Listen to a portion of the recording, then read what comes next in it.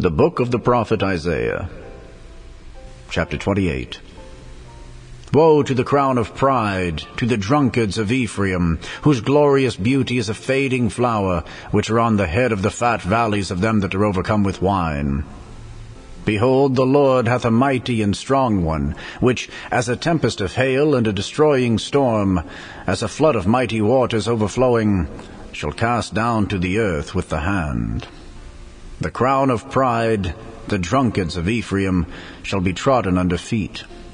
And the glorious beauty which is on the head of the fat valley shall be a fading flower, and as the hasty fruit before the summer, which, when he that looketh upon it seeth, while it is yet in his hand, he eateth it up.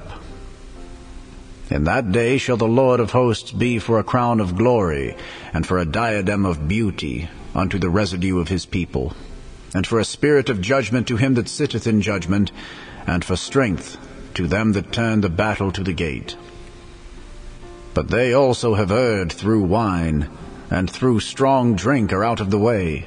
The priest and the prophet have erred through strong drink. They are swallowed up of wine. They are out of the way through strong drink. They err in vision, they stumble in judgment. For all tables are full of vomit and filthiness, so that there is no place clean. Whom shall he teach knowledge, and whom shall he make to understand doctrine? Them that are weaned from the milk, and drawn from the breasts. For precept must be upon precept, precept upon precept, line upon line, line upon line, here a little, and there a little. For with stammering lips and another tongue will he speak to this people, to whom he said, This is the rest wherewith ye may cause the weary to rest, and this is the refreshing. Yet they would not hear.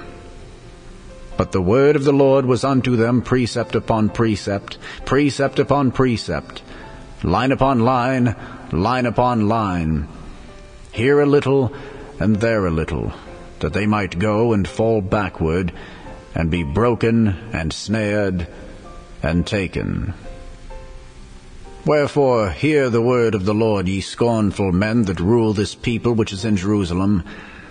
Because ye have said, We have made a covenant with death, and with hell are we at agreement. When the overflowing scourge shall pass through, it shall not come unto us. For we have made lies our refuge, and under falsehood have we hid ourselves.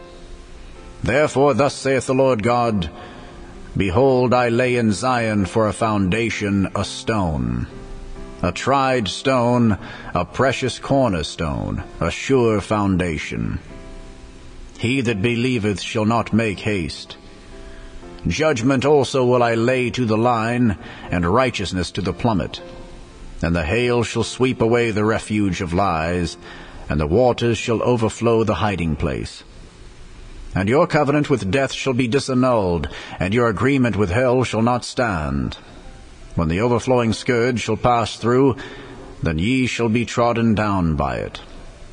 From the time that it goeth forth it shall take you, for morning by morning shall it pass over, by day and by night, and it shall be a vexation only to understand the report.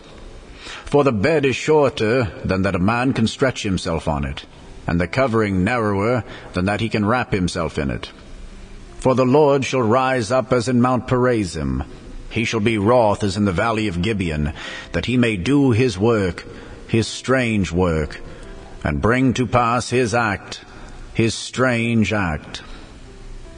Now therefore be ye not mockers, lest your bands be made strong.